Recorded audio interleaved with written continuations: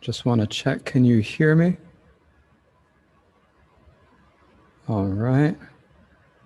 That is good, and it looks like we are live on YouTube now.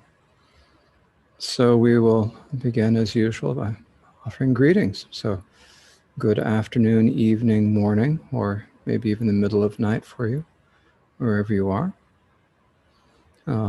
So today we are, what is this? Is this our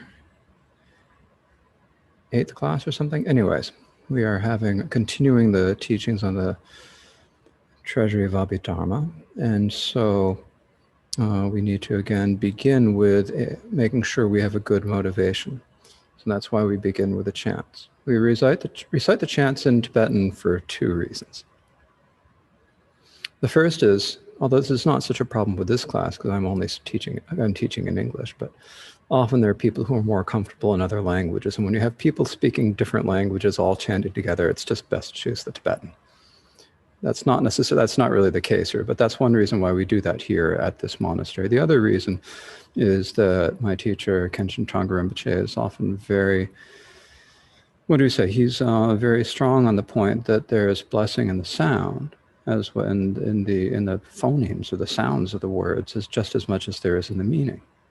And so he encourages people to chant these prayers in Tibetan. They've been chanted by great masters from the time of Padmasambhava and his 25 first disciples to the present, and so there's some sort of blessing that comes through the words. So that's one reason why that's really the main reason why we chant it in Tibetan. But since we're all English speakers here, this is why I also like to chant things in English so we understand the meaning.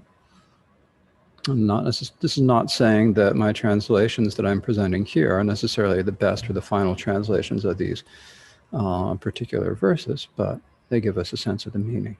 And it's important to understand that. So we will recite the prayers for refuge and bodhicitta in 3 times in Tibetan and then once in English, unless I just forget and go back and start saying it a second time in English.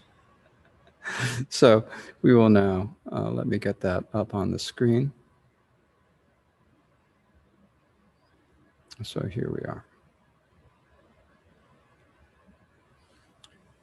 O Sanje Chedan Tsoge Chonam La Chancho Bardo Dani Chapsum Che Dagi Chenyen Gi Besunam Gi Rola Penjer Sanje Robar Shok Sangye Chedan Tsoge Chonam La Chancho Barado Dane Chapsum Che Dagi Chenyen Gi Besunam Gi Rola Penjer Sanje Robar Sho Sangye Chedan Tsoge Chonam La Chancho Bardo Dane Chapsum Che Dagi Chenyen Gi Besunam Gi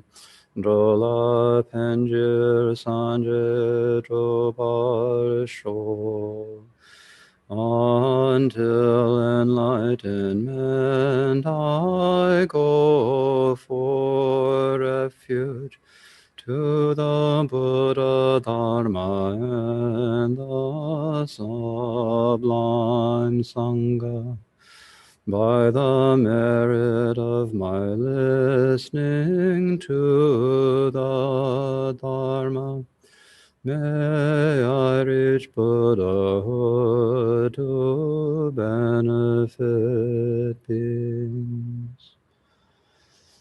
Semje tamje dewa dan dewe judan dembrar juje donga dan donga gi judan rawa juje donga mebe dewa tamba dan min rawa juje Nyeden chata nidan rawe tanyon chambola nebra jurche. May all sentient beings be happy and have the causes of happiness. May they be free of suffering and the causes of suffering. May they never be parted from the highest joy, free of suffering. May they dwell in the great equanimity, free of attachment or hatred to those near or far. In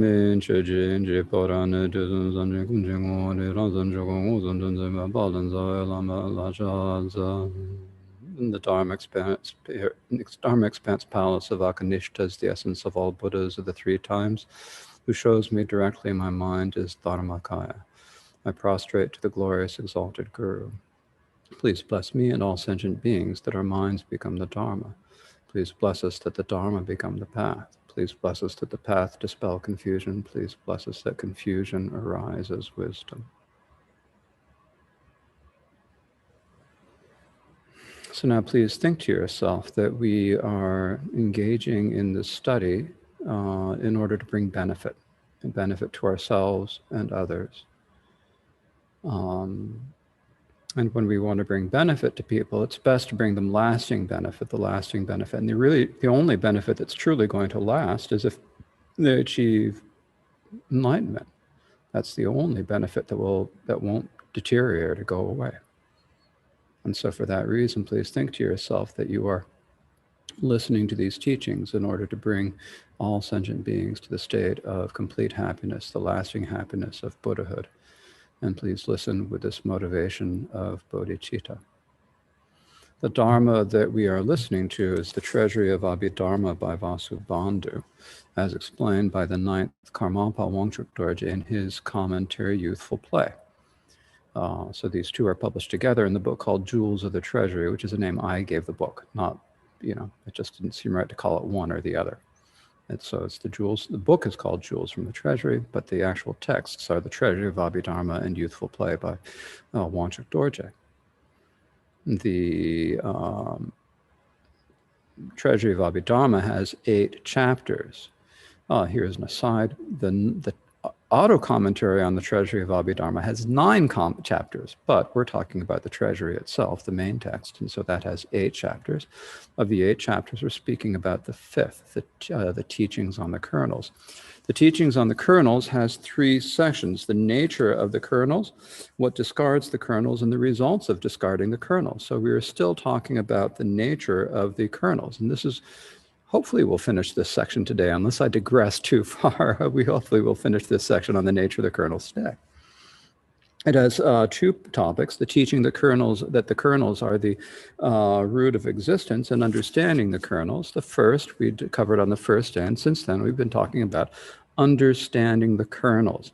So that has 3 topics: the classifications of the kernels, how the kernels arise, which is that important topic that we have spoken a bit about for the last couple of days, and then the enumerations of the kernels, which means just the different words we can use it and the different groups we can slice them into in order to gain a better understanding of how they function, what their natures are, and so forth.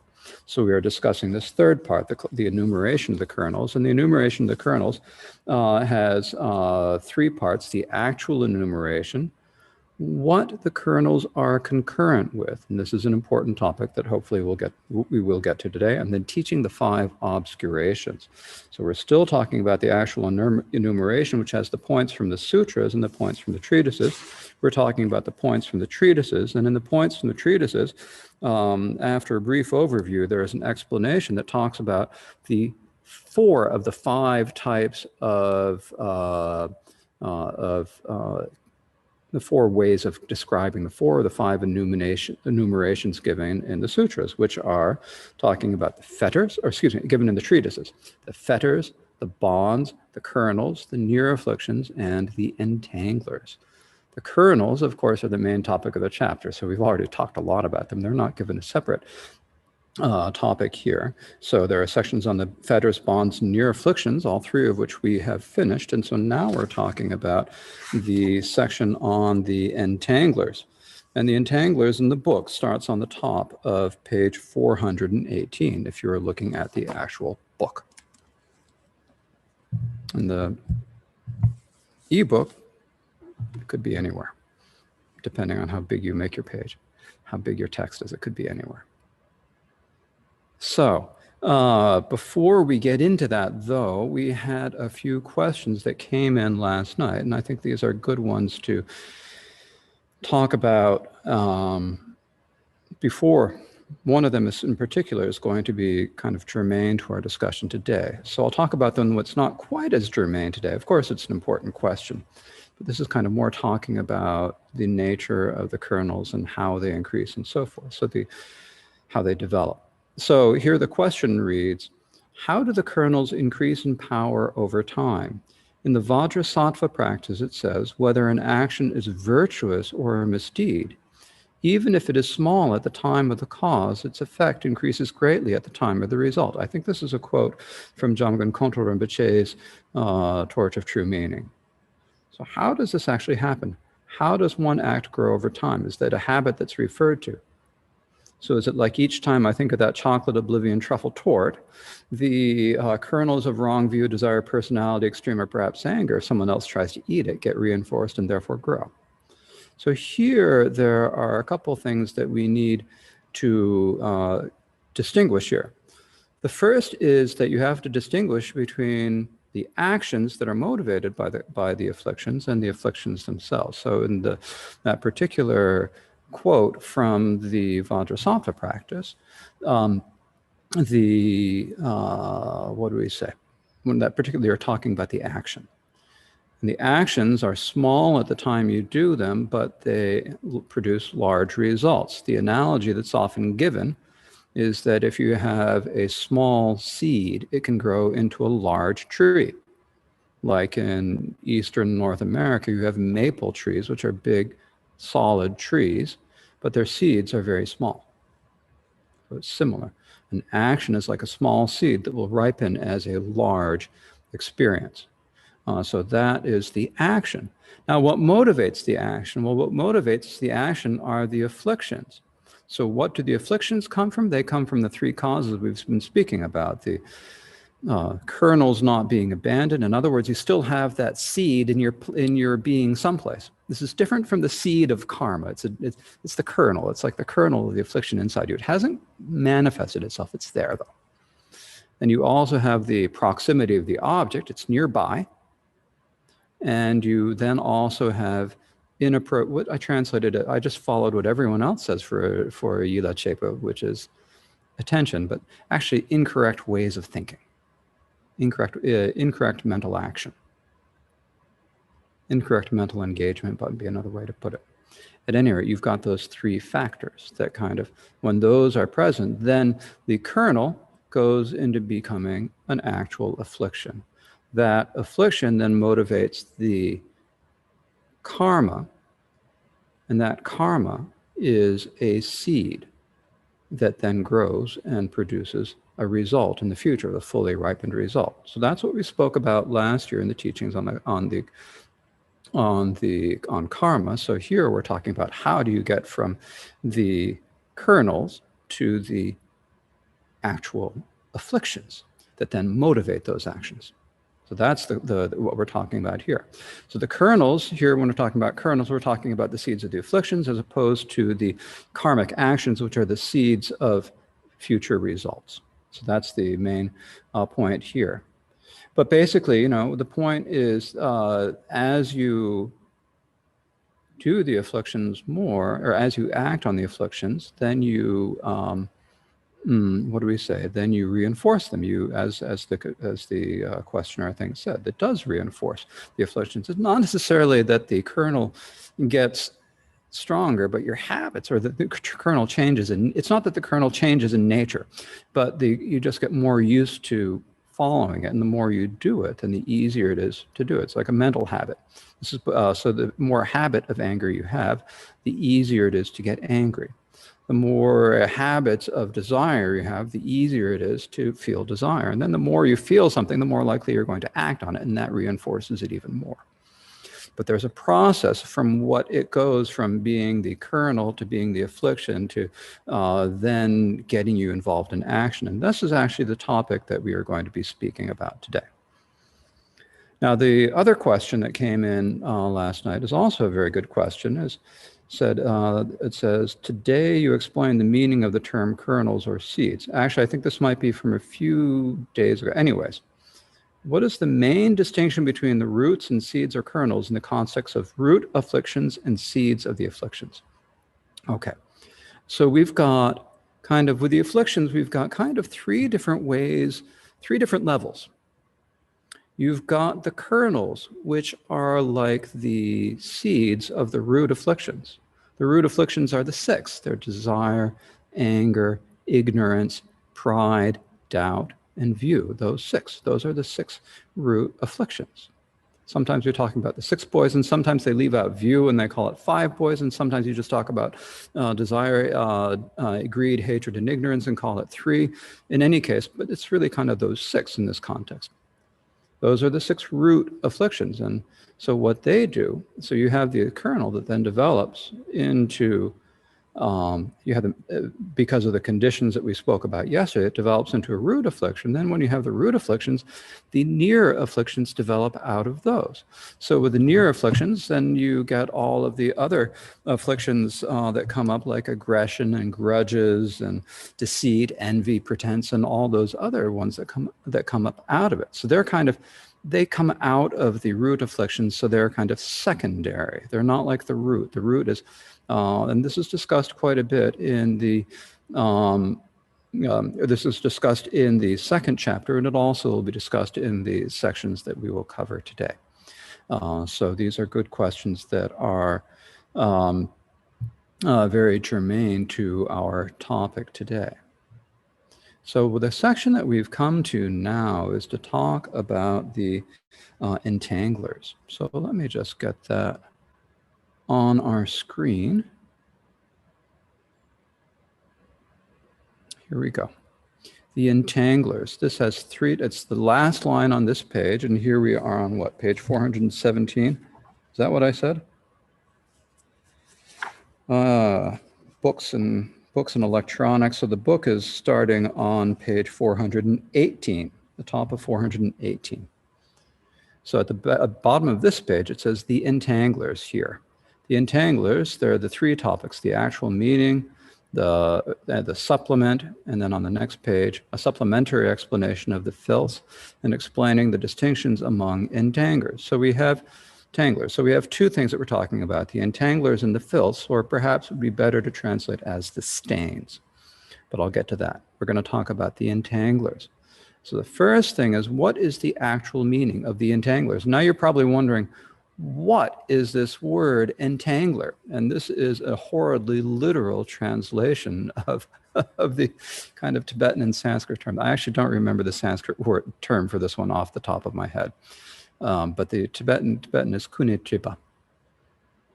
So there are two parts. There's identifying the essence and what they're causally compatible with. So identifying their essence has 2 points, and that's those that are taught in the treatise, the Prakaranapada, which is one of the 7 treatises, original treatises on Abhidharma that the Great Exposition School based its teachings on, and those proposed by the Great Exposition. So here we're talking about entanglers. And when I did this translation, I hadn't read as much, and so I didn't quite understand exactly what they are. Now I kind of understand a little bit about what they are, but I'm not sure that I've thought of a better word for them than entanglers. And this is the term that most translations seem to use that I've seen into English: entanglers or entanglements. So what these are the afflictions or near afflictions that actually get you to do something.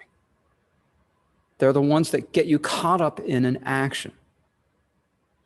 And the way that you know this is that or the way I figured this out is reading all these stories, in the Vinaya in particular, about some person who got entangled by their anger and then went off and did something violent, or entangled by desire and did something naughty, or whatever.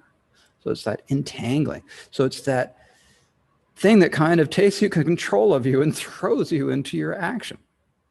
You can't really, you get caught up in it. And then once your mind is caught up in it, you're obsessed by it, and you just like, it's almost impossible to stop yourself. That's why you're entangled. You have to really work hard not to be caught up. So what are these entanglers? Well, they're the different near afflictions. We spoke about near afflictions, but here it's particular ones. So in the treatise Prakaranapada, it says shamelessness and immodesty and jealousy and stinginess, excitement, regret, torpor, sleep. These are the 8 types of entanglers. So they propose in that treatise that there are 8. So the commentary reads, how many entanglers are there, you ask? So the entanglers are shamelessness. Now, first if those of you who happened to be in Namo Buddha 2 years ago, we've already been through this, but most of you haven't. So I'm going to go through and kind of describe what each of these are. Shamelessness, actually, I'm going to change this translation for various reasons. This actually should be a lack of conscience. What it refers to is just not caring about yourself. You don't have any conscience for yourself. You kind of know it's a bad action, but you don't really worry about what is going to happen to you. So you're more interested in that bad action. So this is not caring about what's going to happen, what this does to you, how it affects you. That's the shamelessness or a lack of consciousness. Then the second one is immodesty, and that's not quite right either. Actually, this is one where the English word shamelessness might be a better translation, except there's some problems with the word shame in English and current English. So what this is talking about. This is a quality of not caring about what other people think. In particular, not caring about what the Buddhas in the Mahayana, not caring about what the Buddhas and the Bodhisattvas think of the actions that you're doing. You're doing something bad. You know it's bad. You're going to do it anyway. That's the lack of consciousness, lack of conscience. And then you don't care what anyone else is going to think. That is shamelessness, or maybe we could say brazenness. You just don't care. So it's a little bit more than a lack of embarrassment. So these two are these are really important because they are present every time we have an afflicted cognition in some degree. They're very dangerous. And this is one of the reasons why we have to always train ourselves in carefulness and in keeping a good conscience, right? So those are important trainings because these are really dangerous. Once you have those, then it's really once you lack a conscience and you're feeling brazen or shameless, you will go and do anything. So they're really important qualities, or important ones that we have to pay attention to in our own behavior. Then the next two are jealousy and stinginess. So jealousy or envy, they're kind of it's the one word in Tibetan and Sanskrit, irsha and chadal. In English, we divide it into two. Jealousy is more for people, partners and people, and envy is more for things, although there's a certain amount of overlap for the two. But here it's both things. You're jealous about someone who has something that you want. That's that. So then the next one is stinginess. And stinginess is you have something and you don't want to give it away. So stinginess. This is an important one also. It's kind of the opposite of generosity. Now, this word, stinginess, often in English is translated in avarice, as avarice. I've seen this in many different translations. Like, for example, there are many texts that will talk about the cause of rebirth in the realm of the hungry ghosts is avarice, they say. The Tibetan there is serana, which means actually literally yellow nose. But it's like stinginess. You're unwilling to give away. You're not willing to give anything away. So that's what it is. So when you see the English word avarice here, that's not quite right. Avariciousness is like when you have great greed and desires. You just want to get more for yourself. This is different. This is when you have something and you're not willing to use it or give it away. So that's stinginess. Then excitement or agitation. It's just you're too wound up. That gets you involved in things. Regret. Now, regret here, we're talking in particular regret of virtuous things you've done. You made your chocolate oblivion truffle tort in a moment of magnanimity. You gave it away. And then come dinner time, you say, man, I shouldn't have given it all away. That's regret, right? Because you did something generous and then you're regretting it. That's unvirtuous regret. There is also virtuous regret, which is not what we're talking about here. Virtuous regret is when you think to yourself, I shouldn't have killed my neighbor last night. I regret doing that. That is virtuous regret. Now, then the next one is torpor or dullness. Is when your mind just can't really think about much. When this is a dangerous one to state, because when you're in such a torpid state, then you aren't really clear, and it's just easier to end up doing something that you know you shouldn't do when your mind is unclear. And it's the same with sleep. So sleep is a little bit more than torpor. So torpor is just kind of dazed. And then sleep is when you're actually kind of nodding off. So these two, I think what the function that they have is that your defenses go down. Your carefulness and your mindfulness and awareness all are kind of on a vacation. And at that point, it's really easy to end up doing something that you don't want to do. So these are the 8 types of entanglers, according to the treatise, the Prakaranapada. So virtuous regret and sleep are not included among these. So I spoke about regret. Now sleep can be virtuous, it can be neutral, it can be afflicted. So virtuous sleep is like when you're thinking to yourself, when you go to bed, you think to yourself, I need to rest my body so that I can devote myself to the practice of virtue. So I want to rest, and I'm resting in order to be able to continue my practice of the Dharma tomorrow morning.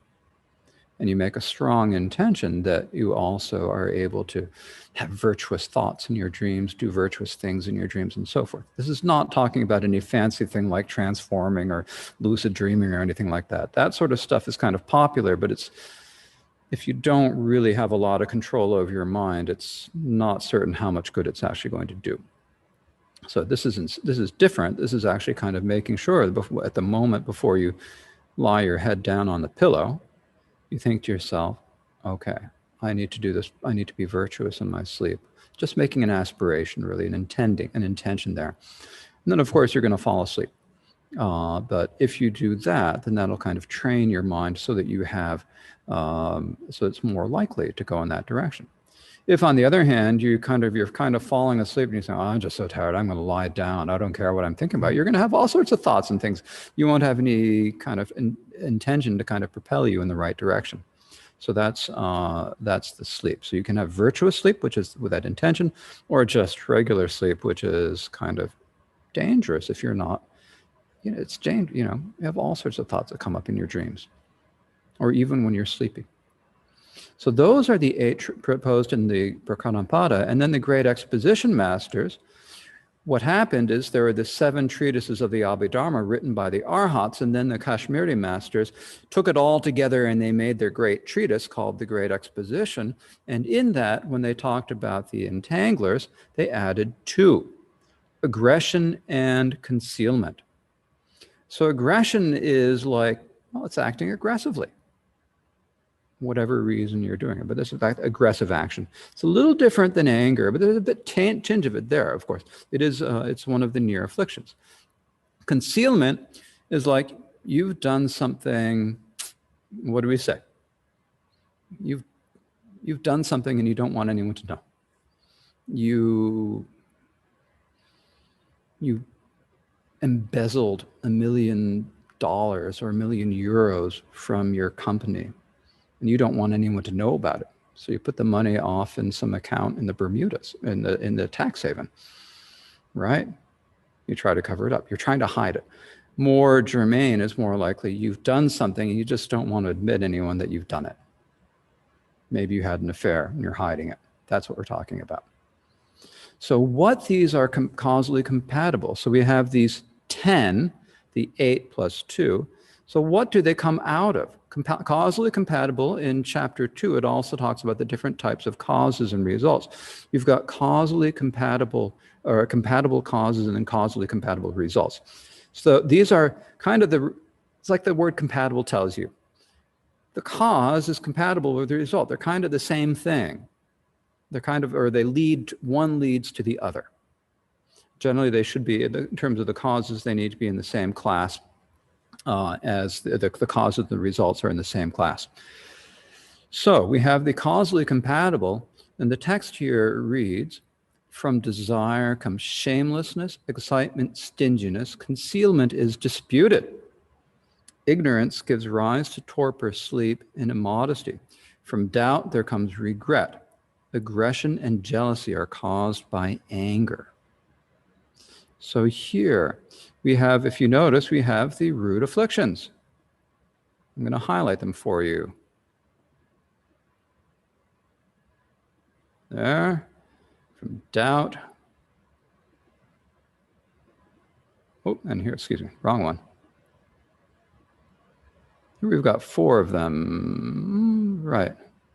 So desire, so this means your kernel of desire, then it develops into actual desire, and that can then give rise to shamelessness, excitement, and stinginess.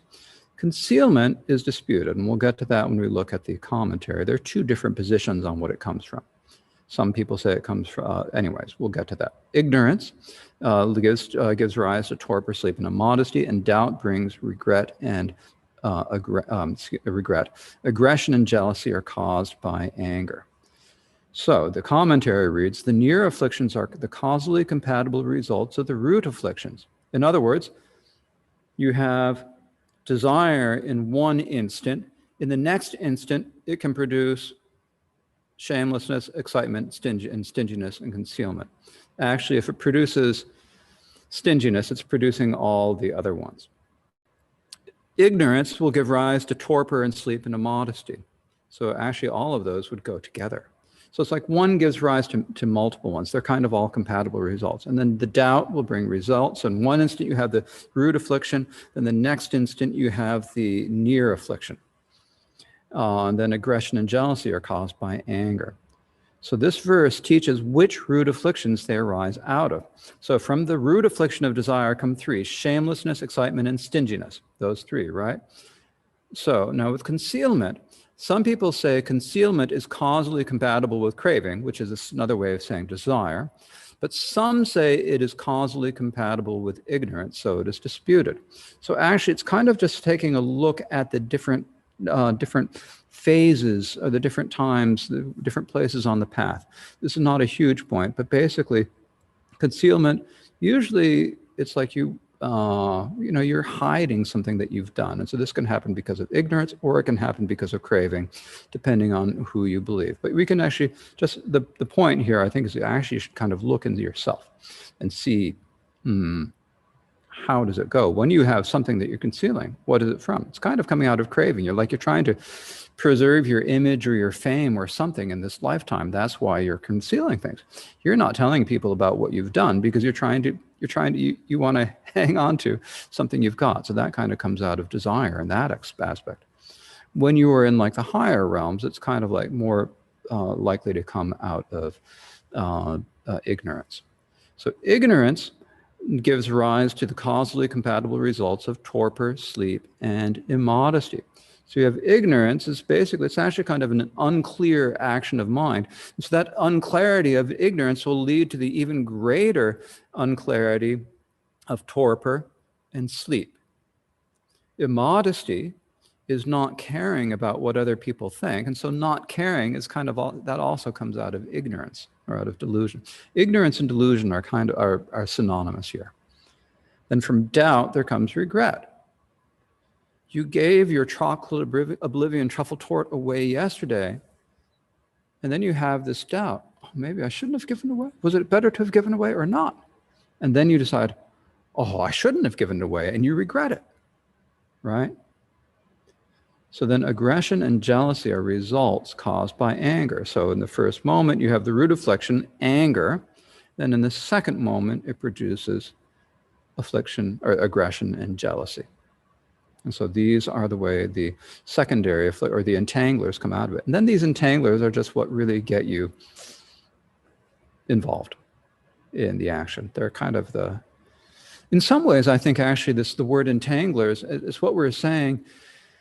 It's similar to what we use with the word emotion, but the overlap isn't quite right. So I don't think you could use the word emotion. But if you wanted to say that these are, you can't even say they're negative emotions, because not all of these are necessarily negative, but they're like emotions. Like first you feel a tinge of desire, and then you feel the emotion that then gets you to do something. You feel a tinge of anger, and then you act out of jealousy or aggression and so forth. Or you get jealousy and aggression, and then you act out of those.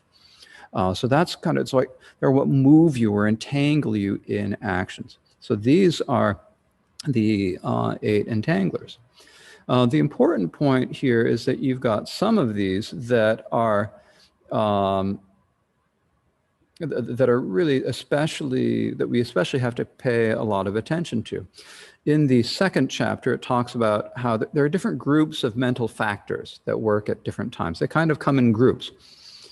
And so when you have a lack of consciousness and then the sort of shamelessness or brazenness, those accompany all unvirtuous cognitions. So you have to be really careful with those. So that means that we have to train ourselves. How are we going to, because the point that we want to know, how do we avoid doing this? How do we stop this cycle? Because when the cycle continues, then you reinforce it. So how do you stop the cycle? Well, you have to train your mind and develop good habits of the opposite. And the ones that we especially have to be careful of are the lack of consciousness and the brazenness or shamelessness. So not caring about what it's going to do to you, not caring about what other people are going to think, in particular what the Buddhas and the Bodhisattvas will think. And these also come out of delusion and carelessness and laziness. So anytime you have an afflicted cognition, there is delusion and carelessness, laziness, non-faith, torpor, and agitation. They're present to some degree with all afflicted cognitions. And the important one for us here is carelessness. Carelessness, and it comes down to saying, I don't really value something. You don't value karmic cause and effect. If you really value karmic cause and effect, that naturally increases your carefulness. You think to yourself, oh, it's really important. It's really important that I do good things. Why is it important that I do good deeds? It's because they train my mind in positive ways, and they reinforce the positive mind. And that will lead to a good karmic result in the future. When you are careless, and you don't really care, and then you end up getting shameless or lacking a conscience, and you engage in something in a wrong action. That comes out of not really value. You don't care. So you don't believe strongly enough in the dangers of the lower realms. You think that you've got enough time. You somehow think that you're going to get away with it. You aren't valuing it enough. You can't get away from it. Everything that you do is going to ripen upon you unless you purify it by achieving this higher state or by doing enough Vajrasattva mantras or whatever. But thinking, oh, I can do that. I can murder my neighbor tonight, but then recite a few Vajrasattva mantras and make a nice confession, I'll be fine. Sorry, doesn't work that way. So you've got to be really careful. This comes again from, as Shantideva speaks about in the 7th chapter, The Way of the Bodhisattva. This comes from really thinking about karmic cause and result. So there is that. So now we've come to the supplementary explanation of the filths. Now here I'm going to, actually this translation is one, when I was doing this translation, I thought too much. And I should have just said stains, and I don't know why I didn't. I don't remember my logic. I know I thought about it a lot, so I thought obviously too much. And when you think too much, then it's easy to make the wrong decision. A supplementary explanation of these stains. So the stains or filths, there are 6 stains of first there's a classification. There are also 6 stains of affliction: pretense, deceit, and arrogance, contentiousness, resentment, and hostility. So there are 6 stains. The first is pretense. Pretense is kind of pretending that you're one thing in order to deceive other people. Like for me as a bhikshu, I'm going to pretend that I'm just absolutely saintly with the hopes that people are going to give me more offerings, right? Or you might pretend to be completely saintly yourselves in order to get something yourself. You might pretend for, it's like, so that's what it is. It's pretending to be something you're not in order to trick other people. Deceit is just however you're going to trick other people, pretense and deceit. Arrogance is when you are completely full of yourself, haughty, arrogant, and you're just kind of like, I'm just great. There's a difference between arrogance and pride. So arrogance is like completely focused on yourself. You're not even thinking about other people. You're just sort of completely convinced of your own greatness. Contentiousness. Contentiousness is often translated as spite. What it actually means is contentiousness is that you're willing to do anything just for the sake of doing something. You're willing to be annoying just for the sake of being annoying. You're willing to be to do things just for the sake of doing it. Spite is kind of like when you want to get back at someone. Contentiousness is just like you enjoy doing it, and so you're going to do it, even though you know that it hurts others.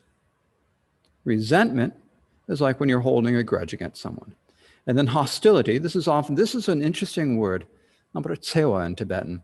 It's what we usually translate as violence. And so people often translate as violence. But really, it's kind of like the state of the hostility that then leads to violence. So when we talk about, like we talk about ahimsa or nonviolence, what we're actually talking about is, in the Sanskrit or in the Buddhist terms, is not so much the lack of the physical action, but the lack of the feeling of hostility that leads to aggressive actions. So these are the six filths that come out of the earth stream. So just as and this is, I think, probably why I chose the term filth as a stain, just as filth comes out of the body, there are also six filths that come out of the root afflictions. So filth is what? Filth basically means poop. When there are also six filths that come out of the root afflictions. So the pretense, deceit, and arrogance, and contentiousness, resentment, and hostility.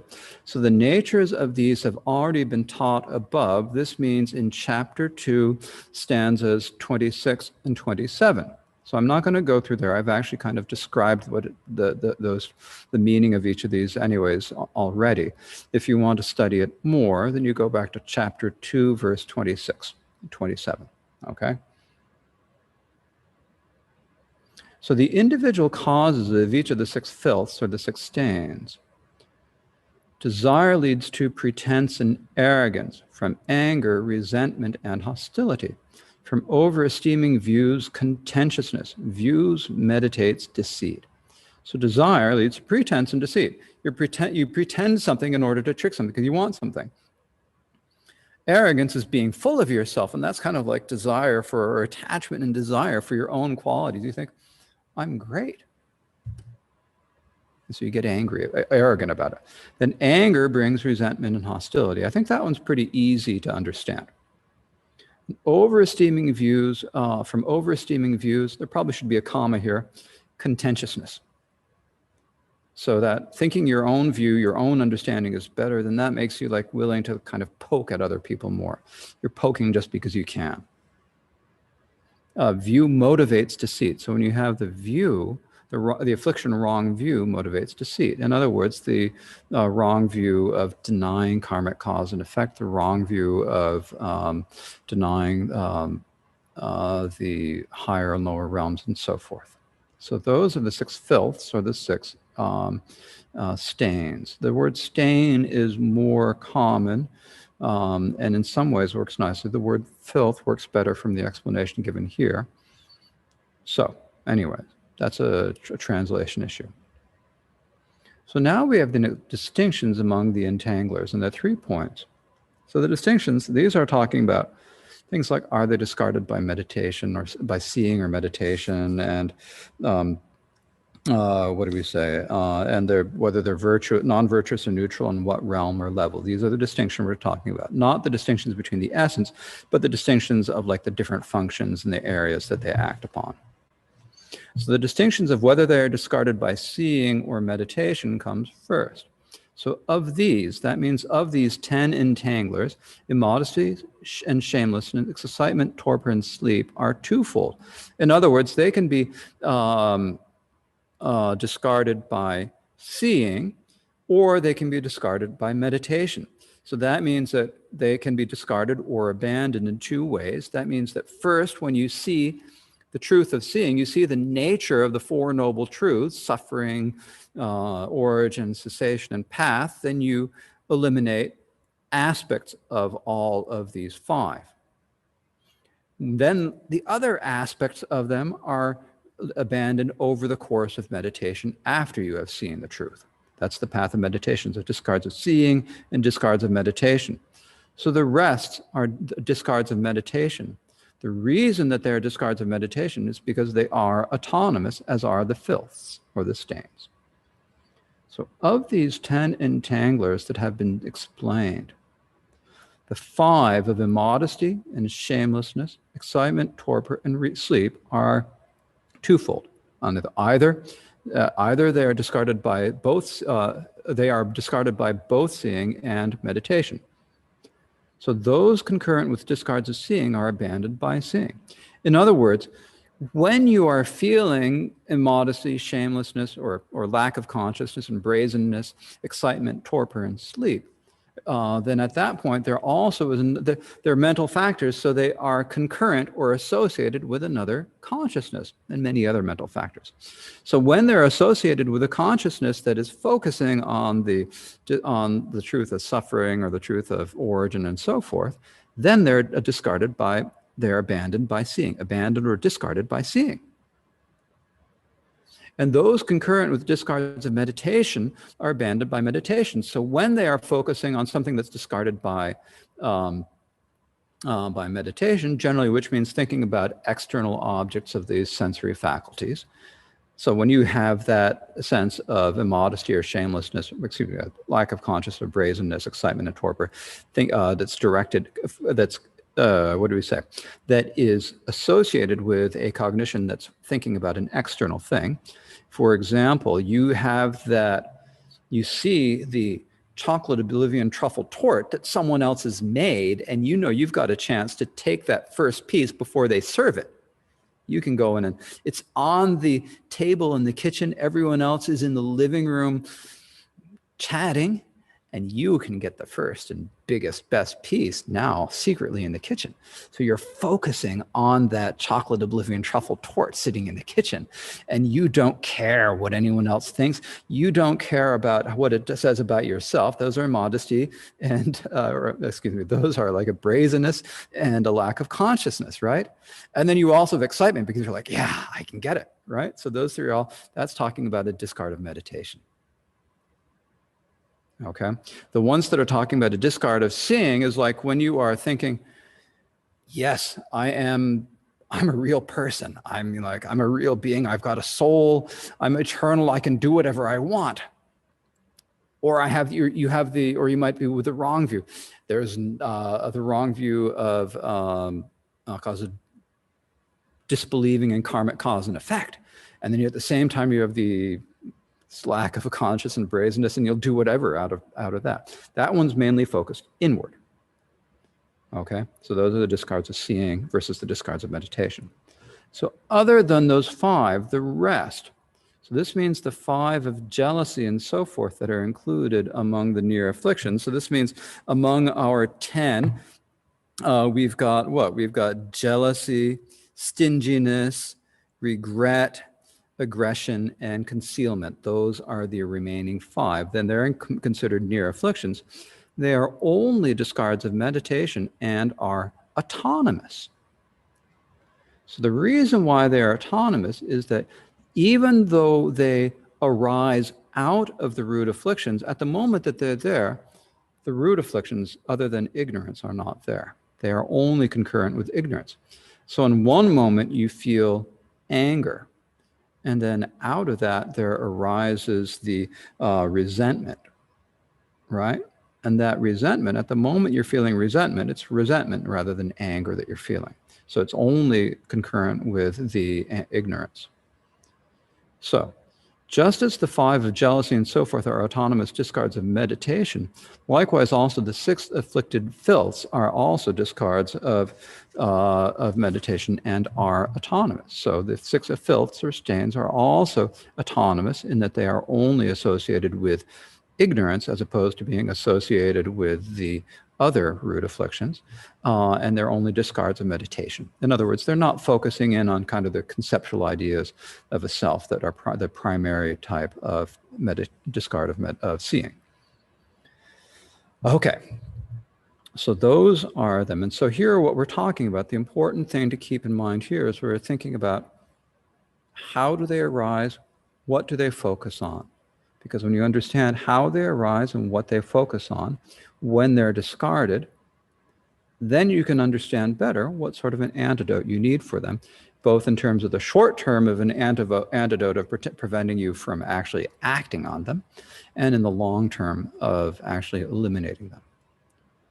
Now, we also, in addition to understanding when they're discarded, we also have to know which ones are non-virtuous and neutral. Because if you recall, or as you should recall, the afflictions are not necessarily non-virtuous. There are many neutral ones. So which of these are non-virtuous and which are neutral? So they are non-virtue in desire. So that is 7 entanglers that have been explained, excluding torpor, excitement, sleep, and deceit, and so forth, are on non-virtue in desire. So I think this is deceit and so forth is probably the 6 filths. The excitement, sleep, and deceit are among the torpor, excitement, and sleep are among the 10 entanglers that are mentioned.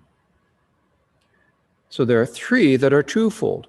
Torpor, excitement, and sleep are twofold. They can be either non-virtue or neutral.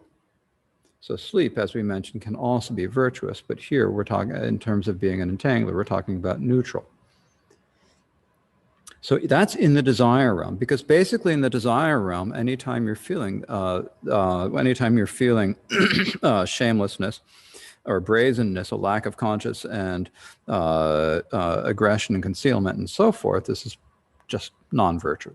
It's unvirtuous. There's no way around it. In the higher realm, above that desire realm, the near afflictions that can possibly be found there are neutral. So not all of the near afflictions can operate in the form and formless realm, because your being you're in meditation. It's kind of, your being is moistened by the meditation. There's nothing to cause, there's nothing unattractive there, so there's no cause for anger or anything like that.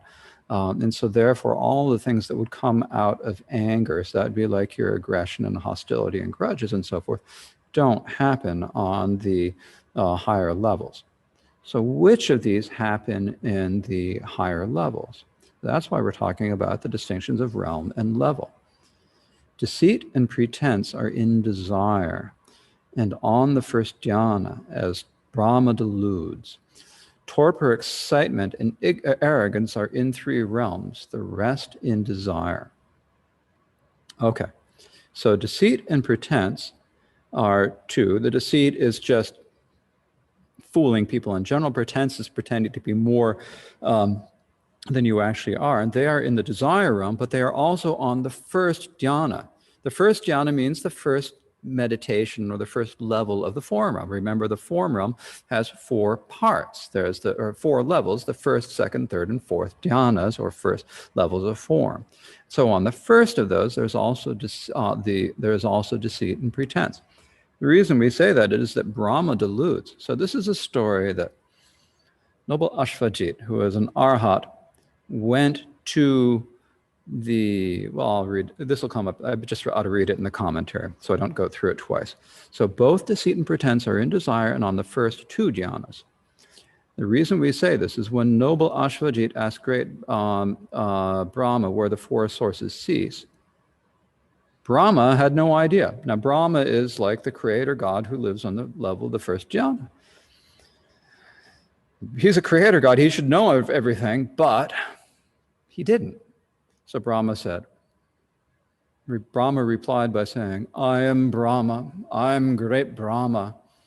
Just pretending to be something that he, to know something, pretending as if he knew, but he actually didn't know. So as Brahma tried to delude Ashvajit with such inappropriate answers as these, there is pretense, which also proves there is deceit.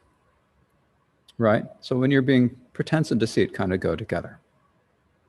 So torpor, excitement, and arrogance are in all three realms. So they can happen in the form, formless, and desire realms. So excluding these three, pretense and deceit, the rest, the 11 that remain, are in the desire realm only. So the 11 that remain, these means the rest of the, there are the 10 entanglers and the 6 filths, right? And so the 11, other than these 5, are in the desire realm only, which would be your lack of consciousness, your brazenness, jealousy, jealousy and jealousy and stinginess, sleep. You don't need to sleep in the higher realms because you're in meditation all the time. Aggression and concealment. Then when we get to the 6, where is that? The 6, what do we have? Yes, then then pretense, deceit are those under. Then arrogance, contentiousness, resentment, and hostility. They are only in the desire realm. So those are the 11 in the desire realm. Okay, so that is the end of the first main section of the chapter of this bit. Wait a minute. No, we're not at the end of this. This is the end of the. That is the end of the section on the enumeration, the end of the section on the points from the treatises. And so now we've come to the subtopic of the enumeration of the kernels, which is what are the kernels concurrent with? Okay, so what do we mean by concurrent? This is a term that is used in the, that comes up in the second chapter quite a bit. What concurrent means is that you have a mental consciousness, and at the same time as you have a mental consciousness, you also have many mental factors that happen at the same time. They are different in substance. Mental substance, not physical substance, right? So the main difference is that your consciousness, and this is the 5th aggregate, the aggregate of consciousness, is just mere awareness. And then your mental factors are all, and the mere awareness, the mere awareness that is consciousness just focuses on the mere object itself. Just sort of sees kind of like the overall thing. It's just awareness. Then you have the mental factors, and they're the things that just discriminate all the different features of the object. So you have, that would be like your prajna, your ability to distinguish dharma and non-dharma, your quality of mental engagement, your I'm blanking on them right now. At any rate, all of the other different types of mental factors, including the near afflictions. Right? So when you have hostility, that is associated with the consciousness, right? How do we know that it's associated with consciousness? Because you know, right? Because you know there must be consciousness. So, but it's different because it's focusing on a little point of it. The hostility is, or the anger or hostility is focusing on something you don't like that you want to do at it with hostility, or like a grudge or resentment or pretense or deceit. Those are focusing not on the whole, or they're not sort of just a general seeing of the whole. They're kind of like the actual thing. So these are related to the mental consciousness in 5 different ways in terms of substance, time, and so forth, as is described in the second chapter. I don't want to overwhelm you with the details of that right now, but they're basically associated with a mental factor in 5 specific ways, the number and time and substance and so forth. So That's what we mean by concurrent with. So when we're asking what are the kernels concurrent with, we have these kernels or seeds of the afflictions in our being. So what consciousnesses can they work with? So this has two topics: which cognitions they are concurrent with and which feelings they are concurrent with. So which cognitions they are concurrent means in particular we're talking about, are they in the mental consciousness or are they in the sensory consciousnesses? Are they in both? Which ones are they in? So the conditions they are concurrent with: discards of seeing, sleep, and pride on the level of mind consciousness. Autonomous near afflictions 2, the others in 6 consciousnesses. So here again, it's kind of presented in a very brief way. So you've got the discards of seeing. So that's that whole set of all of them on the, what is it? It's the 31 on the level of desire, and then 26 on the form and formless realm, each on the 20 form and formless realm. So all of those, and sleep and pride are on the level of mind consciousness. They're not affecting the sensory consciousnesses, they're only affecting the mind consciousness. As are the autonomous near afflictions. So autonomous near afflictions, what that means is they are the near afflictions that are not associated with any of the root afflictions other than ignorance. So there's when you're feeling the autonomous ones, like what do we say? Deceit and pretense, then your anger, your desire, and pride, and so forth are not associated with those same cognitions. This is something you should look at. Take a look at which ones are autonomous and decide, is it really so? To look at yourself. So and the others are in the 6 consciousnesses. That means the meditation discards also happen in your sensory consciousness. So this means, like, when you're looking at the chocolate oblivion truffle torte and you're thinking to yourself, I've eaten way too much, I can't do it, and you're feeling aversion towards that chocolate oblivion truffle torte. There's no way I can take that. If I eat that, I'm going to be up all night from the caffeine in it. I made once I made it for my aunt, and I served it to her, and she didn't sleep all night long. They're really strong. At any rate, I don't need to go through this old history. Anyways, so you can have that aversion towards it. That is present in the I consciousness. There might also be some in the mental consciousness, right? There's slightly different quality in the two, but it is present in the other consciousnesses.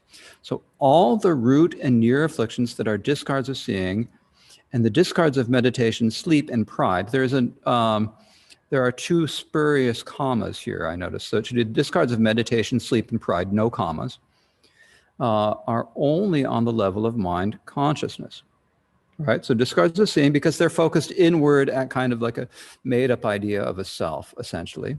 And sleep and pride are only on the level of mind consciousness. You don't feel pride in your I consciousness. That's a mental thing, in other words. The 11 autonomous near afflictions are like that too. So the autonomous are the ones that are not associated with anger, desire. So the ones that are contained among discards of meditation, other than those, which include the 3 poisons: greed, hatred, and delusion, shamelessness or lack of consciousness, immodesty, torpor or dullness, excitement or agitation, carelessness, laziness, and faithlessness, that means just lacking faith, are supported in all 6 consciousnesses. So I didn't give you a description of what faithlessness is. We have faith and we have a lack of faith, or faithlessness. Maybe a lack of faith is better. Faithless is kind of like betraying something. Here, actually, what we mean is that it's a mind that is not pure. When you have a feeling of faith, your mind is pure. For example, you think of the Buddha and you think, oh my, amazing. There's a quality of purity to that mind. It's kind of like sincerity in an old meaning of the word sincere. And the purity of mind, and that's faith. So when you lack that, you have the non-faith, or I translated it here as faithlessness. That is the opposite. It's when the mind is not pure. So these are in all 6 consciousnesses. Now, they may not be as noticeable in the thought-free consciousnesses, the 5 sensory consciousnesses. So now the next question is, what feelings are they concurrent with? So when we have these entanglers and the stains and so forth, what feelings? In other words, when you feel pleasure, what afflictions can arise? When you feel displeasure or pain, what afflictions can arise? So there are two parts here. Which root afflictions are concurrent with which feelings, and which near afflictions are concurrent with which feelings? So which root afflictions are concurrent with which feelings has 2 points. So first is in desire. Desire can be concurrent with the pleasures. Hate is the reverse. Ignorance with all. The nihilist, that is the wrong view of denying things, with pleasure of mind and unhappiness. Then doubt with unhappiness. So unhappiness is mental pleasure. The others with happiness when in desire are all with neutral. Let's see if I can resize this screen a bit. Get everything together. Not quite. Oh, I think here we are. So we have to, first of all, remind ourselves of what the 5 feelings are. These are described at the beginning of the chapter, near the beginning of the chapter on faculties, the 2nd chapter. So there are 5 different feelings. And here in the text, sometimes they are called feelings and sometimes they are called faculties. In this context, it sort of means the same thing. You've got pleasant feeling, and you've got unpleasant and neutral. They're basically those 3 types. But you can feel pleasure and the unpleasant in 2 different ways. You can feel it with your body, which you could call either bodily pleasure or just pleasure, or you can feel mental pleasure. So there are those 2. So that makes 4. And then the same with the unpleasant. So on the bodily level, that would be like pain or discomfort. On the mental level, it's like displeasure, or here I translated it as unhappiness. It's like discomfort in the mind, right? So there's those 2. Neutral is just kind of the same, no matter, because it's too blah. You can't really distinguish whether it's mental or physical. So those are the 5. And so desire comes towards things that are pleasant, whether they're mentally pleasant or physically pleasant. Hate is with things that are unpleasant, whether mentally or physically. And ignorance can happen with any of the 5 feelings. The nihilist view is with pleasure of the mind or with unhappiness. So it's with one of those 2. And doubt is only with unhappiness. So it's not, doubt doesn't come from physical feelings, it comes from a mental feeling of unpleasant. The others with happiness when in desire, and all with neutral. So for example, when you are in the higher realms, desire would be concurrent with like a neutral feelings in the higher of the high realms. So desire can be concurrent with the pleasures of body and mind. So this is especially important for us in desire, in the desire realm, because we see something pleasant that provokes a good sensation, just a mere sensation of pleasure in the body or a mere sensation of pleasure in the mind. That's what we mean by feeling. Just a mere sensation. So when you have the pleasant feeling, then you can feel desire. And hate is the reverse, so hate or anger and so forth. It is concurrent with the dukkha of body and mind. So dukkha is the Sanskrit word. The original Tibetan text by Wangchuck Dorje occasionally throws in a Sanskrit word. And so when he threw in a Sanskrit word, I didn't translate it. I just left the Sanskrit word. Concurrent with the dukkha of body and mind. So when you feel an unpleasant feeling of body or an unpleasant feeling in your mind, that can generate hatred or anger. Ignorance is concurrent with all 5 feelings, with your physical pleasure, mental pleasure, physical pain, mental pain, and with the neutral. The nihilistic view is concurrent with non-virtuous pleasure of mind. In other words, like you are really happy about something that you want to do, and you don't care about future lives because you don't believe in them. and for those with meritorious karma with unhappiness. So if it's happy with pleasure of mind, then if you're thinking about something something unvirtuous or exalting over something unvirtuous, that is with pleasure of the mind, and it's a nihilistic view. For meritorious karma, it comes with unhappiness.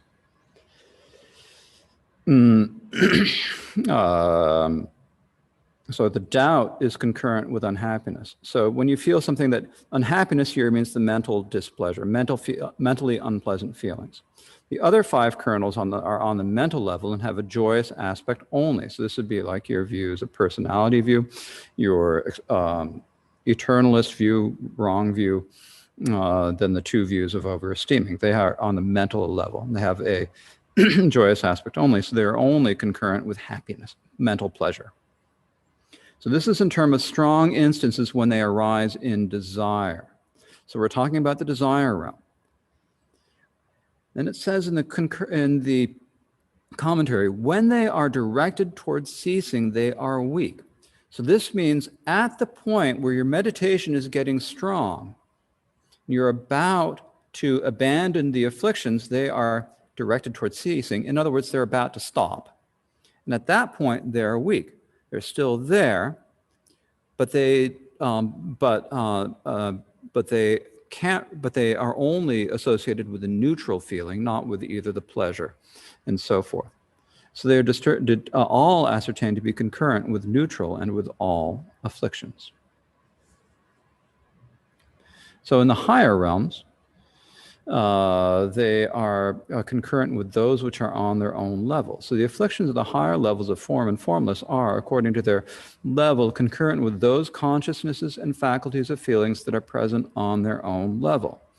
So which consciousnesses and feelings are present on which levels has already been explained in the 2nd chapter in the section. In particular, in the form realms, there is issue that you have different types of pleasure on different types of levels.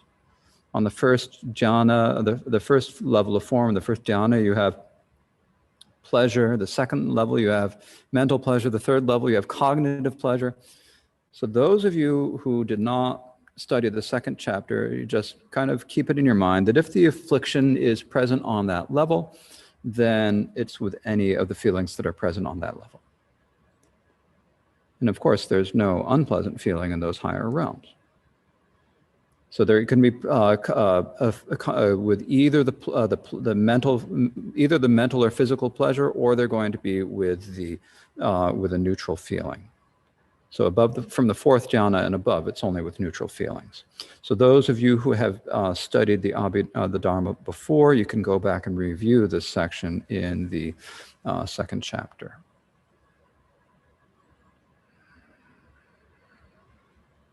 And I think actually at this point, even though we're not quite finished with as far as I wanted to go, I think that it's probably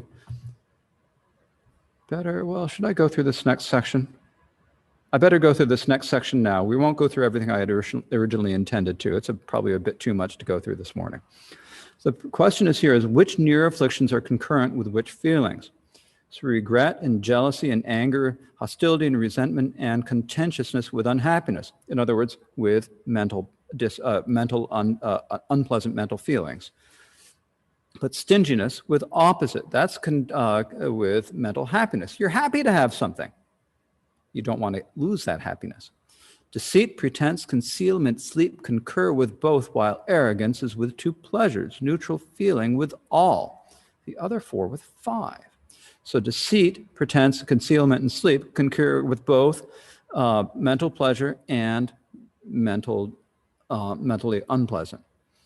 Arrogance is with the 2 pleasures, physical and mental. You can be like I don't know, you're arrogant about your physical strength and or something, the way it feels in your body to be strong.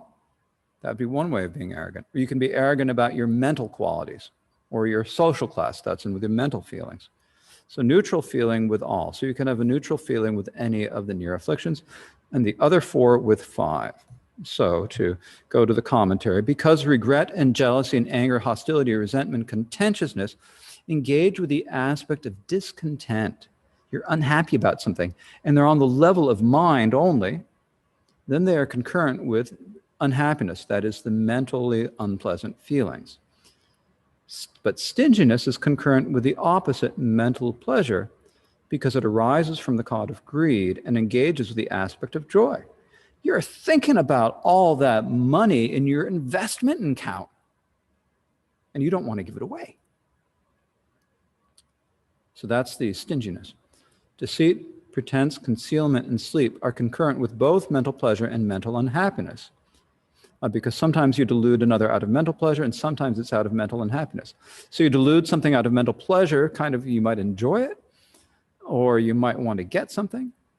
With unhappiness, you're deluding someone because you're unhappy about something. It is similar for pretense, concealment, and sleep, while arrogance is concurrent with the two pleasures, the pleasure of mind of the second dhyana and below, and the pleasure of the third dhyana. So in the desire realm, it's with the pleasure of mind. That kind of contradicts what I just said, isn't it? I should have read. Anyways, the arrogance is the two pleasures. The pleasure of mind would be in the desire and the second, and the desire realm in the first and second dhyanas, and above, it's with the pleasure of the third dhyana, which is sort of grouped in with the what do we say? Grouped in with the physical pleasure, even though it's not exactly physical. Neutral feeling, as it goes with all the near afflictions, is concurrent with all, just as above. So it can go with any of these feelings. The other four, the entangles of shamelessness, immodesty, torpor, and excitement, that is a lack of consciousness or brazenness, and torpor and excitement, are concurrent with the five faculties of feeling. In other words, the pleasant and unpleasant bodily feelings, the pleasant and unpleasant mental feelings, and neutral, because the first two are the non-virtuous major ground, that is, your lack of consciousness and brazenness, that were as translated in the text, shamelessness and modesty, are present anytime you have an invirtuous state of mind. And the other two are the afflicted major ground, torpor and excitement, are always pleasant anytime you have an afflicted cognition. Here, where it says major ground, the major ground means like the groups. A major ground here is a group of mental factors that are concurrent with certain types of conditions. These are described in the second chapter. So here, what you need to know is when you say the non-virtuous major ground, this means the non-virtuous major ground means the group of mental factors that is present with unvirtuous cognitions. And the afflicted major ground means the group of mental factors that is present with afflicted cognitions. Okay, so this really is enough for today. And let's see, we had a couple of questions from our email audience already this morning. If any of you watching on Zoom have a question now, it's your chance.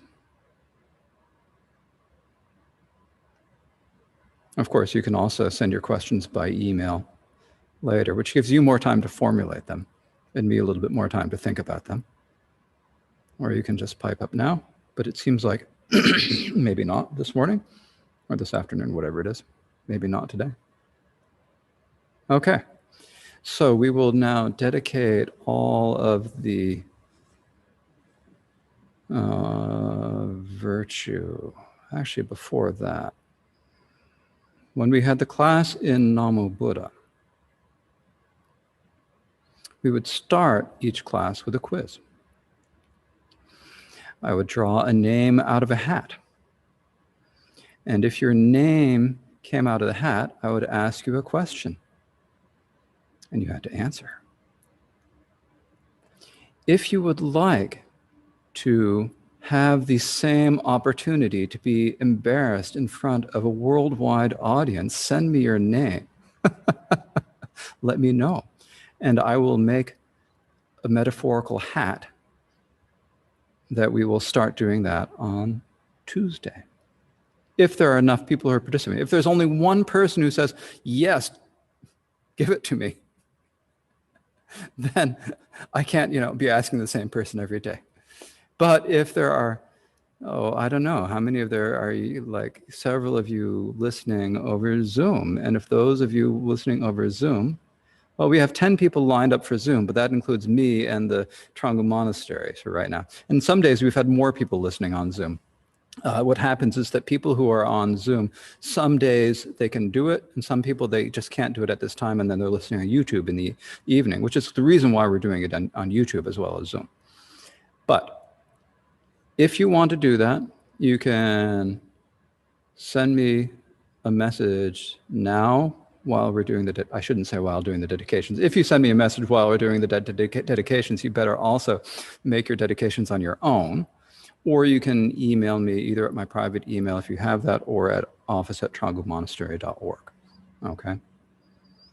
So we will see whether we can institute a little bit of a quiz if you are interested. Oh, terrified, okay. That's a good response.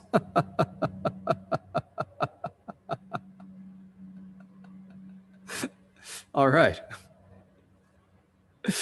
So now we will recite the dedication prayers.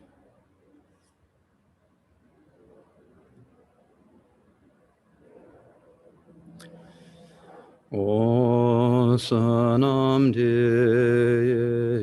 tam che se pani 톱는 예배라남